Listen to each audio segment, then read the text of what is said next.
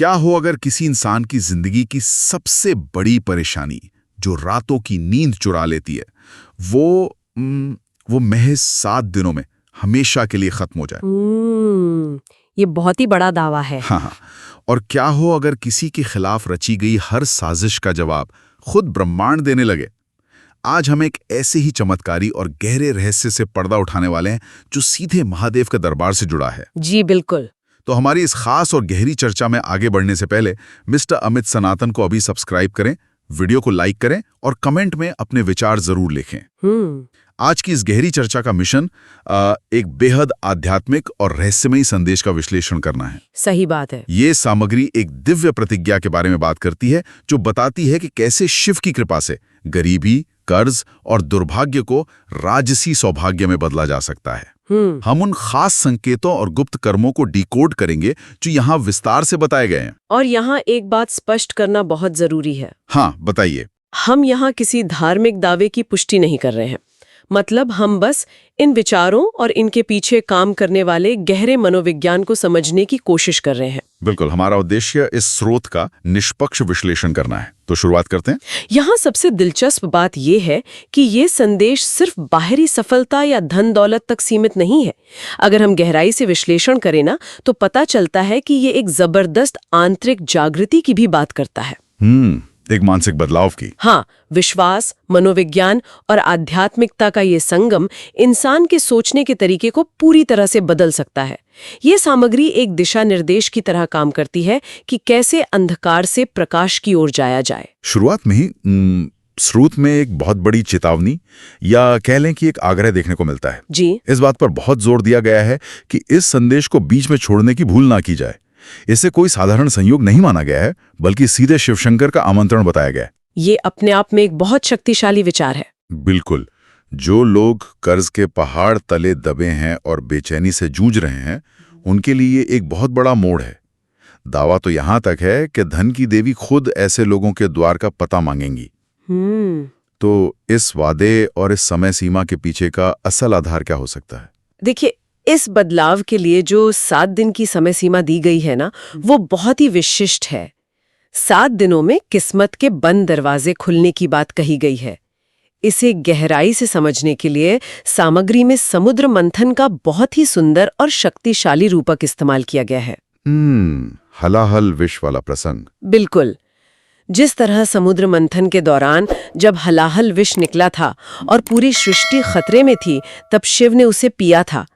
ठीक उसी तरह ये संदेश कहता है कि शिव अब अपने भक्तों के संघर्षों और दुखों का विष पीकर विजय का अमर रस प्रदान करेंगे। ये बहुत ही गहरा प्रतीक है। हाँ, और अगर मनोवैज्ञानिक दृष्टिकोण से देखा जाए तो जब कोई इंसान हताश होता है तो उसे लगता है कि कोई उसकी नहीं सुन रहा, वो पूरी तरह से अकेला पड़ जाता है। वो एकांत बहुत डरावना होता है। सही कहा। तो ये विचार कि एकांत में बहाए गए आंसू और बिना आवाज की पुकारें सीधे हिमालय तक, सीधे महादेव तक पहुंच चुकी हैं, ये अपने आप में बहुत शक्तिशाली मानसिक संबल देता है। एक तरह की ऊर्जा देता है। जी, ये एहसास एक टूटे हुए इंसान को फिर से खड़ा होने और नई शुरुआत करने की ताकत देता है। ये उम्मीद और मानसिक संबल बहुत जरूरी है। जब किसी ने जीवन में केवल विश्वासघात, अपयश और असफलताएं ही झेली हों, तो ये विश्वास की कोई सर्वोच्च शक्ति साथ है, सब कुछ बदल सकता है। बिल्कुल बदल सकता है। अब उन संकेतों की बात करते हैं जो इस बदलाव की पुष्टि करते हैं। स्रोत के अनुसार अगले 7 दिनों में इंसान को 3 स्पष्ट चिन्ह मिलने की बात कही गई है। जो साबित करेंगे कि शिव पार्वती खुद उनके आंगन में आ चुके हैं। हाँ, तो पहला चिन्ह ये बताया गया है कि कोई अनजान व्यक्ति या कोई बहुत पुराना साथी अचानक जीवन में आएगा और वो संपदा या किसी बड़े सहयोग का माध्यम बनेगा। दिलचस्प है। और दूसरा चिन्ह यह है कि कोई ऐसा काम जो बहुत लंबे समय से अटका हुआ था, जैसे कोई कानूनी विवाद, न्यायालय का मामला या रोजगार से जुड़ी कोई अड़चन। हाँ, जो अक्सर लोगों को मानसिक रूप से थका देते हैं। बिल्कुल, वो काम बिना किसी बड़े संघर्ष के बहुत ही सहजता से पूरा हो जाएगा। इन घटनाओं को हम किस तरह से समझ सकते हैं? इन दोनों संकेतों का व्यवहारिक और मनोवैज्ञानिक विश्लेषण बहुत कुछ स्पष्ट करता है। देखिए, जब कोई इंसान गहरे तनाव या अवसाद में होता है ना, तो उसका दिमाग एक तरह के सर्वाइवल मोड में चला जाता है। मतलब सिर्फ खुद को बचाने की जद्दोजहद। हाँ, इस अवस्था में इंसान का पूरा ध्यान केवल अपनी परेशानियों पर केंद्रित हो जाता है। उसे आसपास मौजूद अवसर या मददगार लोग दिखाई ही नहीं देते। क्योंकि वो अपने डर के दायरे में सिमट जाता है। एकदम सही। लेकिन जब मन में ये विश्वास जागता है कि कुछ अच्छा होने वाला है, तो दिमाग का तनाव कम होता है। इसी मानसिक शांति की वजह से नजरिया बदलता है। वो अवसरों को देखने लगता है। बिल्कुल। अचानक पुराने दोस्त या नए लोग मददगार लगने लगते हैं। जिन समस्याओं को इंसान पहाड़ समझ रहा था, उनके व्यवहारिक समाधान दिखने लगते हैं।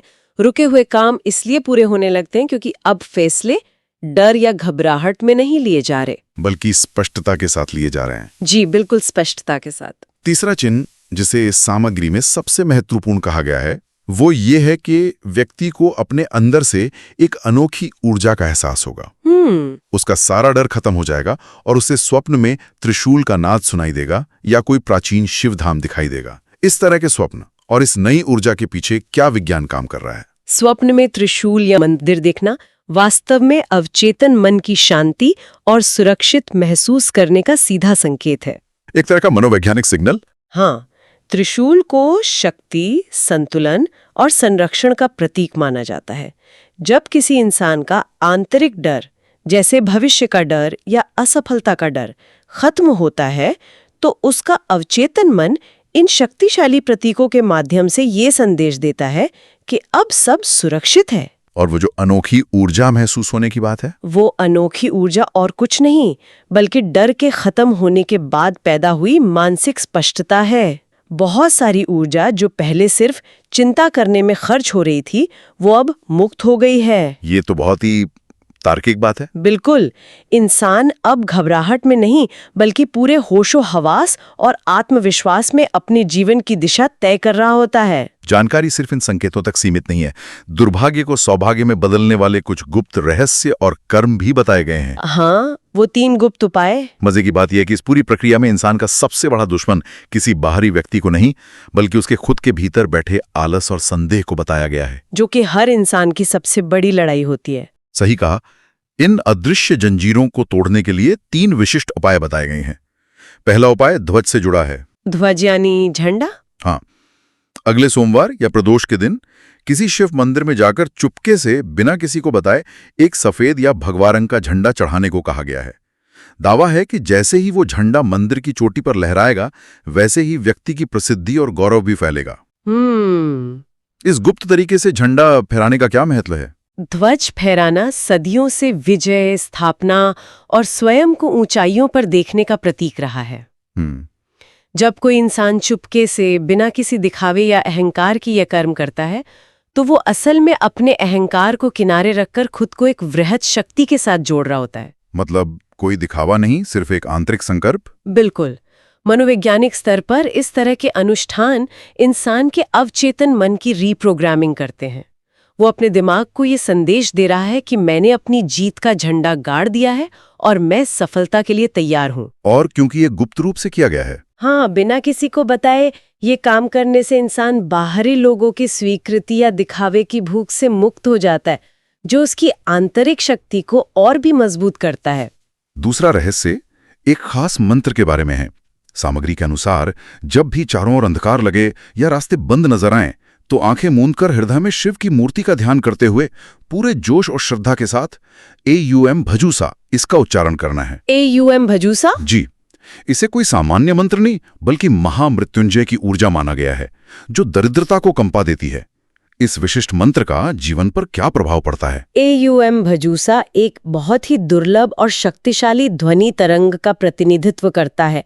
महामृत्युंजय मंत्र को मृत्यु, भय और हर तरह के मानसिक अंधकार पर विजय पाने वाला माना जाता है, जो इंसान को भीतर से निडर बनाता है। एकदम सही।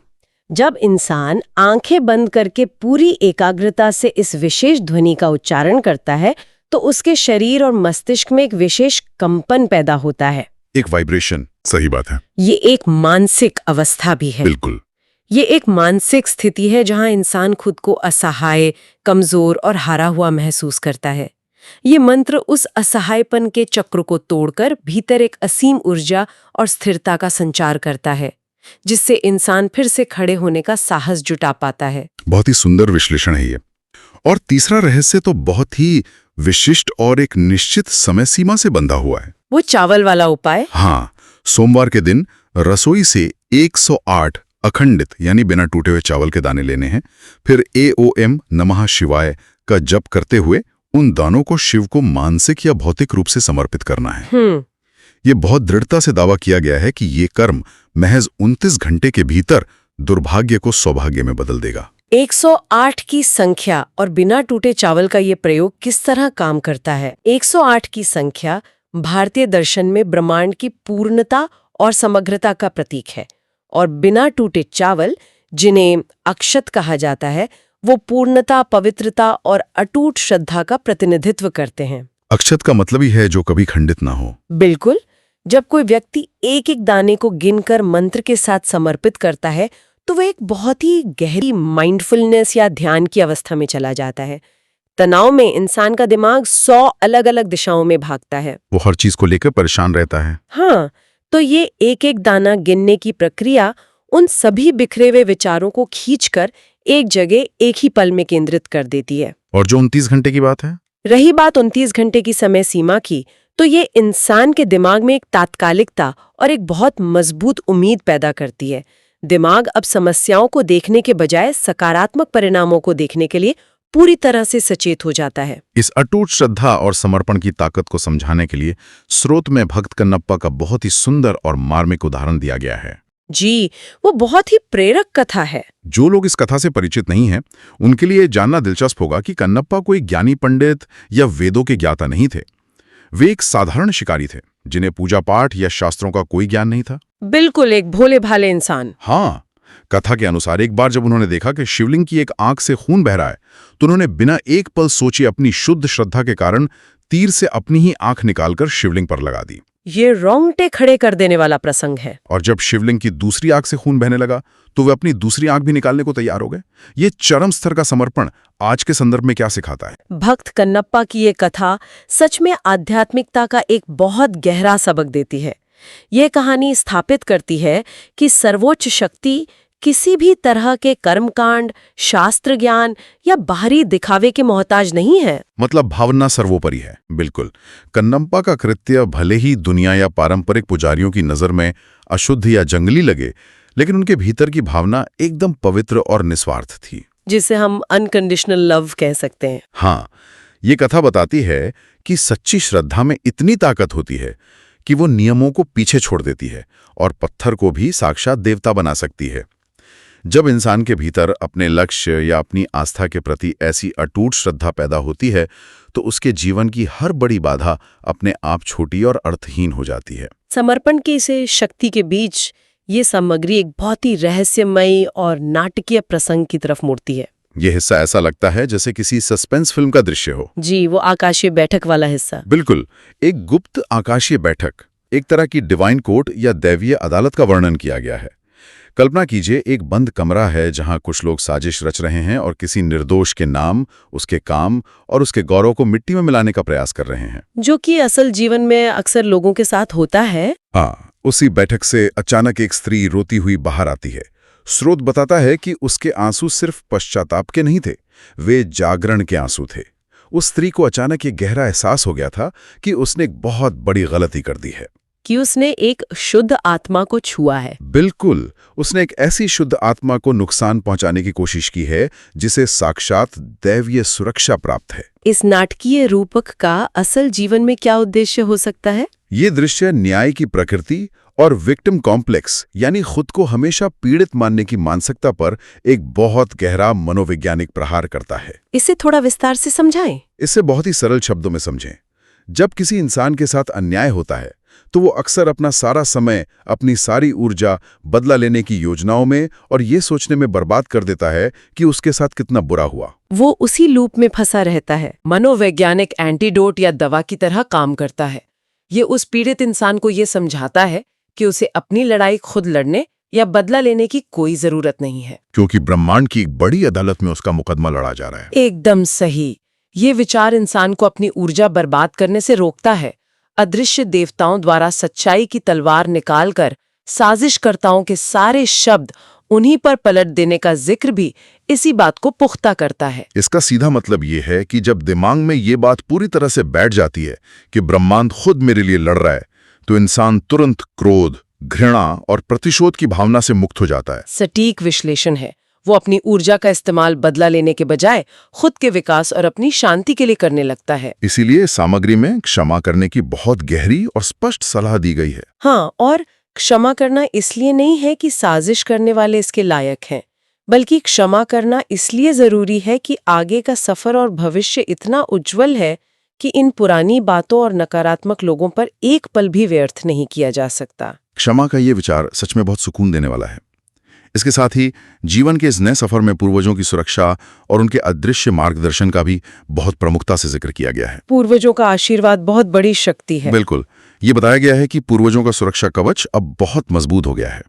इसके कुछ बहुत ही खास और सुंदर संकेत भी बताए गए हैं, जैसे अचानक कोई सफेद पंख दिखना, तितलियों का बिना डरे पास आना, पक्षियों की अनोखी आवाजें सुनाई देना। प्रकृति के बहुत ही कोमल संकेत हैं ये। और एक संकेत ये भी है कि शाम के वक्त बिना किसी दुख या परेशानी के अचानक आंखों में नमी आ जाना। ये सभी संकेत किस बात की ओर इशारा करते हैं? ये सभी संकेत इंसान की बढ़ी हुई संवेदनशीलता और प्रकृति के साथ उसके जुड़ाव को दर्शाते हैं। जब मन भीतर से शांत और पूरी तरह सुरक्षित महसूस करता है, तब जीवन की आपाधापी से हटकर प्रकृति के इन छोटे छोटे चमत्कारों पर ध्यान जाता है। सफेद पंख और तितलियों का क्या अर्थ है? सफेद पंख या तितलियां आध्यात्मिकता में कोमलता और सही दिशा में मार्गदर्शन के प्रतीक माने जाते हैं, और जो बिना किसी दुख के आंखों में नमी आने की बात है, वो असल में एक भावनात्मक रिहाई है, एक इमोशनल रिलीज। जी। सालों का दबा हुआ तनाव, डर और संघर्ष जब भीतर से बाहर निकलता है, तो वो किसी दुख के कारण नहीं, बल्कि सुकून और कृतज्ञता के आंसुओं के रूप में बहता है। जो ताकतें या हालात पहले डराते थे, वे अब बेअसर हो जाते हैं, क्योंकि इंसान का आंतरिक बल बहुत मजबूत हो चुका होता है। लेकिन यहाँ एक बहुत बड़ी चुनौती भी आती है। अक्सर देखा गया है कि जब अचानक कामयाबी मिलती है, रुके हुए काम बनने लगते हैं या परिस्थितियां पक्ष में होती हैं, तो वो सफलता अपने साथ घमंड भी ले आती है। ये एक बहुत बड़ा खतरा है। इस सामग्री में इस संतुलन को कैसे समझाया गया है? देखिए, शिव तत्व का मूल ही संतुलन है। बाहरी सफलता के साथ आंतरिक शांति का मिलना बहुत जरूरी है, ताकि तरक्की इंसान को घमंड या विनाश की तरफ न ले जाए। एक बहुत ही महत्वपूर्ण बात जो यहाँ स्पष्ट की गई है, वो ये है कि जो लोग ऊर्जा बर्बाद करते थे, जो नकारात्मकता फैलाते थे, वे खुद ब खुद जीवन से दूर हो जाएंगे। ये कैसे होता है? इसे ऊर्जा के विज्ञान से समझा जा सकता है। जब किसी इंसान की आंतरिक फ्रीक्वेंसी या चेतना का स्तर बदलता है और वो अधिक सकारात्मक हो जाता है, तो उसके आसपास का माहौल भी उसी के अनुरूप ढलने लगता है। मतलब नकारात्मक लोग उस ऊर्जा को बर्दाश्त नहीं कर पाते? बिल्कुल, नकारात्मक मानसिकता वाले लोग उस नई, शांत और शक्तिशाली ऊर्जा के साथ तालमेल नहीं बिठा पाते और अपने आप किनारे हो जाते हैं। इससे सही और सकारात्मक लोगों के जीवन में प्रवेश करने का रास्ता खुद ही खुल जाता है। तो अंततः अगर इस पूरे संदेश और इस यात्रा को देखा जाए, तो इसे सिर्फ धन या भौतिक सुख के नजरिए से नहीं आंका जा सकता। ये असल में तृप्ति, स्नेह और गहरी शांति की संपदा पाने की यात्रा है। बिल्कुल सही निष्कर्ष है। ये उस नए सवेरे का वादा करता है, जहां पुराने अपराध बोध, पुरानी शंकाओं और बेमतलब के डर से हमेशा के लिए मुक्ति मिल जाती है। इस पूरी गहरी चर्चा का सार यही है कि ये सामग्री उन लोगों को आशा की एक बहुत मजबूत किरण देती है, जो गहरी हताशा या जीवन के कठिन दौर से जूझ रहे हैं। मनोवैज्ञानिक और आध्यात्मिक स्तर पर यह बहुत मजबूती से स्थापित होता है कि इंसान का कोई भी संघर्ष, कोई भी आंसू कभी व्यर्थ नहीं जाता। ब्रह्मांड हर चीज का हिसाब रखता है। जी, चाहे इसे ब्रह्मांड की योजना समझा जाए या शिव की असीम कृपा, मूल संदेश यही है कि सही समय आने पर हर दर्द, हर संघर्ष और हर इंतजार का हिसाब खुशियों, शांति और सफलता के रूप में चुकाया जाता है। ये चर्चा वाकई बहुत कुछ सोचने पर मजबूर करती है और जीवन को देखने का एक नया नजरिया देती है। तो जाते जाते आज का अंतिम विचार कुछ इस तरह है। अगर ये सच है कि ब्रह्मांड पहले से ही जीत की रूपरेखा तैयार कर रहा है और खिलाफ रची गई हर साजिश अपने आप नष्ट हो रही है, तो क्या आज इसी पल से भविष्य को लेकर चिंता करना और बेवजह डरना छोड़ा नहीं जा सकता? इस पर जरूर विचार होना चाहिए। बिल्कुल। जाने से पहले अगर ये गहरी चर्चा पसंद आई हो तो मिस्टर अमित सनातन को सब्सक्राइब जरूर करें, इस वीडियो को लाइक करें और कमेंट्स में लिखकर जरूर बताएं कि इस चर्चा का कौन सा हिस्सा या कौन सा संकेत सबसे ज्यादा प्रभावपूर्ण लगा। जुड़ने के लिए बहुत बहुत शुक्रिया।